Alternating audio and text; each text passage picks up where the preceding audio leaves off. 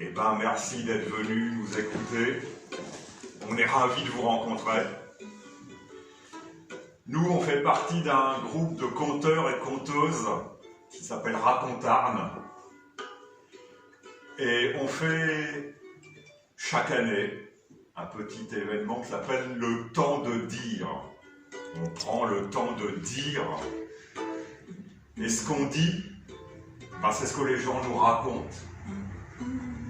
En général, ils nous racontent leur vie, comment ils sont arrivés là, au moment où on les rencontre. C'est toujours un grand plaisir d'écouter ces histoires et un grand honneur aussi. Et puis après, ben, ces histoires, on les prend et on les re-raconte pour les offrir aux gens qui nous les ont racontées. Et puis à plein d'autres gens qui viennent écouter. Alors ce matin, ce qu'on va faire, c'est qu'on va justement vous raconter quelques histoires de gens qui les années précédentes nous ont raconté leur vie. Et puis ben, on espère bien que demain ou mercredi, on va voir, et ben ça va être à vous, et qu'on va pouvoir se rencontrer et discuter un petit peu.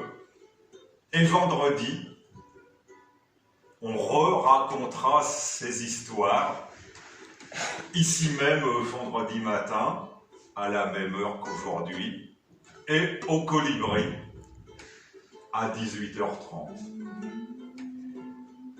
Et puis, ben, je crois qu'on va commencer les histoires. C'est le temps de dire. Le temps de dire. C'est le temps de dire. C'est le temps de dire.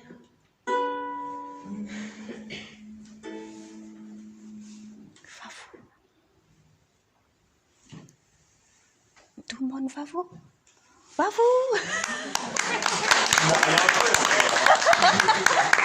On n'a rien fait. Madame l'institutrice n'a jamais aimé l'école.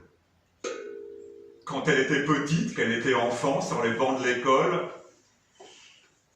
c'était pendant la guerre. Il faisait froid. Et à cause de la guerre, il n'y avait pas de livres, il n'y avait pas de cahiers. On s'ennuie à l'école, sans livres ni cahiers.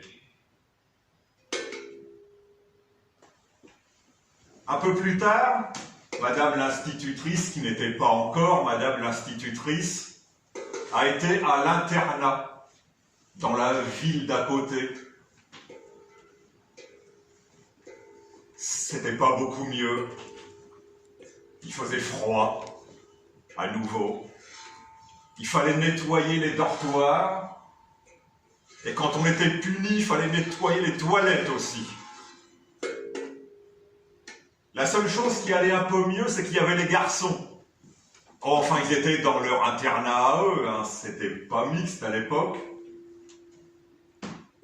Bon, les garçons, on les voyait pas souvent, hein. On les voyait le jeudi après-midi quand ils venaient jouer au basket dans la cour de l'école. Et puis on les voyait le dimanche matin en allant à l'église. Parce que le chemin entre l'internat des filles et l'église passait sous les fenêtres des garçons. Ah, on leur faisait des petits coucous. Surtout s'il y en avait un qui plaisait particulièrement. Et Madame l'institutrice, qui n'était pas encore Madame l'institutrice, justement, elle en avait un qui lui plaisait bien. Et qui deviendrait son mari quelques années plus tard. À la fin de l'internat, elle ne savait pas trop quoi faire. Et puis un jour, elle a discuté avec une cousine qui avait 2 ans de plus qu'elle et qui venait d'être nommée institutrice. Alors elle s'est dit, bah, pourquoi pas. Alors elle a passé le concours de l'école normale à la grande ville là-bas. Bon, la première fois, ça s'est pas très bien passé parce qu'il faut que je vous dise quelque chose, les mathématiques, ça n'a jamais été son truc, elle. Hein. Mais bon, elle a insisté Elle a repassé le concours l'année d'après. Cette fois-ci, elle a été prise. Elle a étudié pendant 2 ans à l'école normale. Et après, Madame l'institutrice était bel et bien Madame l'institutrice. Alors évidemment, début de carrière, on fait des remplacements. On n'a pas les meilleurs postes. Son premier poste, ça a été dans un petit village de montagne. Elle y était pour 5 élèves, uniquement. Elle avait un logement de fonction dans la mairie. La nuit, il faisait froid. Encore le froid qui la poursuivait. La nuit aussi, la charpente en bois grinçait. Et ça lui faisait peur. Mais il ne fallait pas qu'elle le montre parce qu'elle avait son petit garçon qui était né entre-temps. Son mari était routier, il n'était pas là souvent. Et elle n'avait pas le droit de montrer qu'elle avait peur parce que sinon le petit garçon aurait eu peur aussi.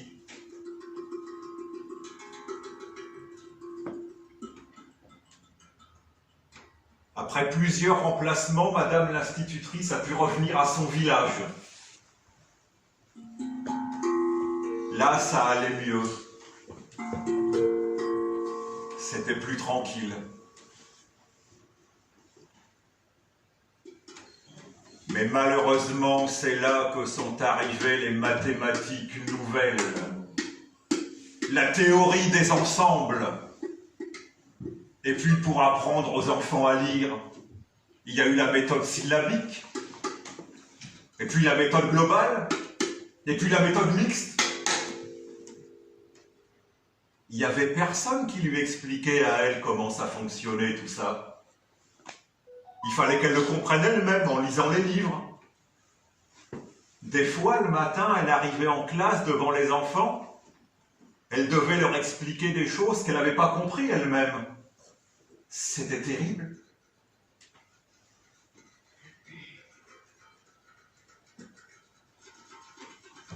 Et puis, il y avait les visites de Monsieur l'inspecteur. Monsieur l'inspecteur qui venait la voir une fois tous les 3 ans et qui lui donnait une note, comme si elle était encore sur les bancs de l'école. Une fois, pour la visite de Monsieur l'inspecteur, elle a décidé de faire un cours de mathématiques sur l'argent. On racontait pendant des heures, puisque ça fait plus de 10 ans maintenant qu'on écoute des hommes et des femmes des environs qui nous expliquent ce qu'ils et elles ont fait dans la vie, comment ils et elles sont arrivés là. Il y en a qui sont là depuis très longtemps, d'autres depuis très peu de temps. Mais toutes les vies sont intéressantes, sont même passionnantes. Et donc on espère que demain, et puis mercredi un petit peu aussi, on va pouvoir rencontrer certaines d'entre vous et puis discuter. Là plus seul à seul. En tête à tête. À 3, hein. À 3, en tête à tête à tête. Les témoignages sont anonymes, évidemment. Quand on a cité certains prénoms dans certaines histoires, ça n'est pas les vrais prénoms. Donc, aucun risque à avoir là-dessus. Et si vous avez des questions à nous poser, c'est le temps de dire. On est là. Merci beaucoup.